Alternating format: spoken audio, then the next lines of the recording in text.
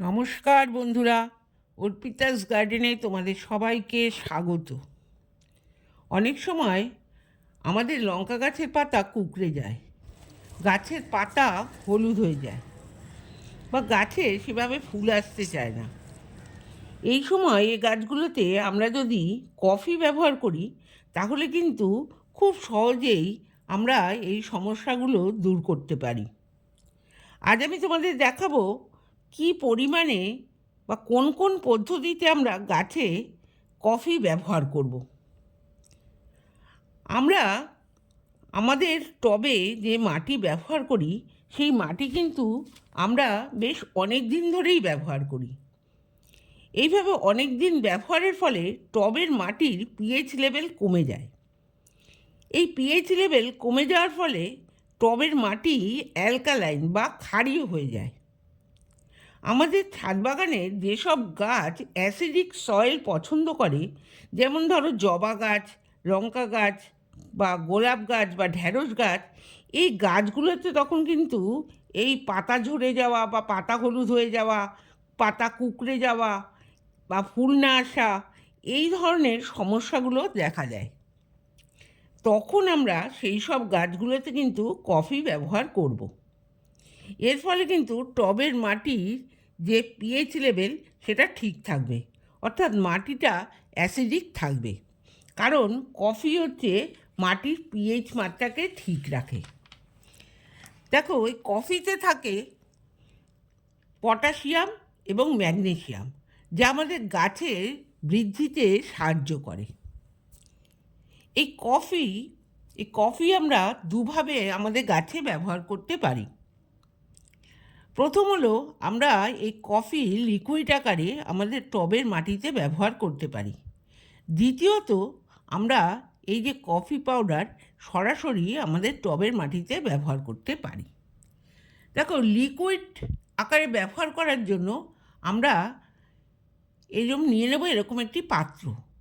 দেখো, আমি এখানে নিয়েছি একটি কাচের গ্লাস, আর এরকম একটা চামচের আমরা 1 চামচ নেব এই কফি পাউডার। দেখো, আমার একটুখানি কম ছিল তাই আমি আরেকটু নিয়ে নিলাম। এইভাবে এই কফি পাউডার নেওয়ার পর আমরা এই কফি পাউডারকে জলের সাথে খুব ভালো করে মিশিয়ে নেব। আমি এখানে দেখো জলের সাথে খুব ভালো করে এই কফি পাউডারটা মিশিয়ে নিচ্ছি। এই সময় আমাদের খেয়াল রাখতে হবে, আমাদেরকে কিন্তু বেশ একটু সময় ধরে খুব ভালো করে কফিটাকে জলের সাথে ভালো করে মিশিয়ে নিতে হবে। আমরা কিন্তু তাড়াহুড়ো করে খুব অল্প সময় ধরে মিশিয়েই আমরা কিন্তু গাছে দিয়ে দেবো না। আমরা বেশ কিছুটা সময় ধরে এই কফিটাকে জলের সাথে ভালো করে মিশিয়ে নেব। দেখো, এইভাবে মিশিয়ে নেওয়ার পর আমরা কিন্তু সরাসরি এই কফিটার যে লিকুইডটা তৈরি হলো এটা আমরা গাছে ব্যবহার করব না। সেই জন্য আমরা নিয়ে নেব এরকম 1 লিটার জল। এই 1 লিটার জলে আমরা এই লিকুইড কফিটাকে মিশিয়ে দেব। দেখো, আমি এখানে একটু মিশিয়ে নিয়ে আমরা কিন্তু এটা জলের সাথে মিশিয়ে দেব। দেখো, এখানে আমি এই যে লিকুইড কফিটাকে এই 1 লিটার জলের সাথে মিশিয়ে দিলাম। এইভাবে মিশিয়ে দেওয়ার পর আমাদের কিন্তু একটা চামচের সাহায্যে খুব ভালো করে যে জলটা আমরা নিয়েছি সেই জলের সাথে সম্পূর্ণ মিশ্রণটাকে ভালো করে মিশিয়ে দিতে হবে। তাকে এইভাবে মিশিয়ে দেওয়ার পর আমরা কিন্তু এবার যে লিকুইডটা তৈরি হলো এটাকে 10 থেকে 12 মিনিটের জন্য আমরা রেখে দেব। দেখো, এখানে আমি এরকম একটা ঢাকনার সাহায্যে ঢেকে 10 থেকে 12 মিনিটের জন্য এই মিশ্রণটাকে বা এই লিকুইডটাকে রেখে দেবো। এইভাবে রেখে দেওয়ার পর আমরা যে টবের মাটিতে এই লিকুইডটা দিয়ে ব্যবহার করব সেই টবের মাটি কিন্তু আমাদের বেশ কিছুটা খুশে নিতে হবে। আমরা যখনই গাছে কোনো সার ব্যবহার করি তখন কিন্তু সেই টবের মাটিটা খুশে নিই। ঠিক সেরমভাবে এক্ষেত্রেও কিন্তু আমরা টবের মাটি এইভাবে খুশে নেব। দেখো, আমি সম্পূর্ণ টবের মাটিটা এইভাবে খুশে নিলাম। এইভাবে খুশে নেওয়ার পর আমরা যে লিকুইডটা তৈরি করলাম সেই লিকুইডটা এখন গাছে ব্যবহার করব। দেখো, এই লিকুইডটা ব্যবহার করার আগেও কিন্তু আমরা একবার এইভাবে এই চামচ দিয়ে খুব সুন্দর করে জলের সাথে মিশিয়ে নেব কফিটাকে। দেখো, এইভাবে মিশিয়ে নেওয়ার পর আমরা এটা টবে ব্যবহার করব। এখন বলবো আমরা টবে কত পরিমাণে ব্যবহার করব। দেখো 8 থেকে 10 ইঞ্চি টবের জন্য আমরা ব্যবহার করব 1/2 লিটারের মতো।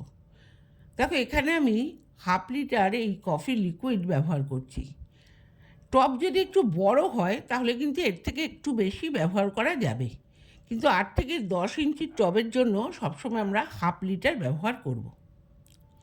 এবার আসি, আমরা যে কফির যে পাউডার বা কফির যে ডাস্ট আমরা কিভাবে সরাসরি গাছের টবে ব্যবহার করব, টবের মাটিতে ব্যবহার করব।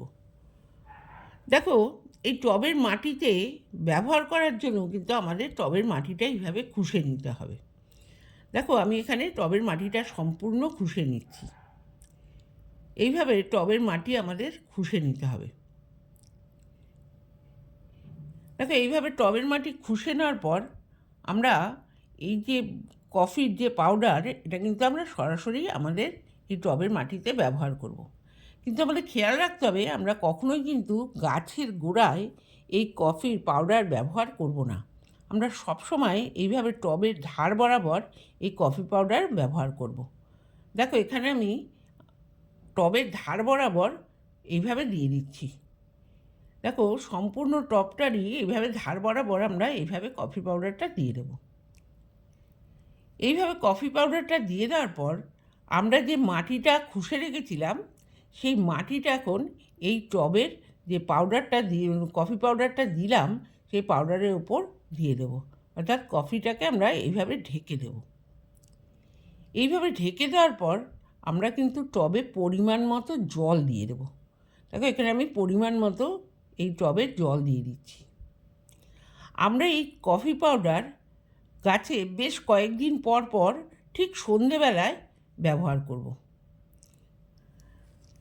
আমরা যদি আমাদের গাছের অবস্থা বুঝে বা কোন গাছে পাতা ঝরে যাচ্ছে বা কোন গাছে বৃদ্ধি হচ্ছে না এরকম বুঝে আমরা কিন্তু বেশ কয়েকদিন পর পর যদি এই কফি পাউডার গাছে এইভাবে ব্যবহার করি তাহলে কিন্তু মাটির পিএইচ লেভেলটা ঠিক থাকবে। আর এর ফলে কিন্তু গাছের পাতা ঝরে যাওয়া বা পাতা কুঁকড়ে যাওয়া বা পাতা হলুদ হয়ে যাওয়া এই সমস্যাগুলো আর থাকবে না, গাছের বৃদ্ধিও কিন্তু ভালো হবে। তোমরা যারা এখনও গাছে একবারও কফি ব্যবহার করোনি তারা কিন্তু অবশ্যই একবার এই কফি ব্যবহার করে দেখতে পারো, তাহলে কিন্তু তোমাদের গাছেও কিন্তু বৃদ্ধি হবে বা এই সমস্যাগুলো দূর হয়ে যাবে। আমার এই ভিডিওটা তোমাদের যদি ভালো লেগে থাকে তাহলে অবশ্যই একটা লাইক কমেন্ট এবং শেয়ার করো, আর নতুন হলে আমার চ্যানেলটা সাবস্ক্রাইব করে পাশে থেকো। তোমরা সবাই ভালো থেকো, সুস্থ থেকো।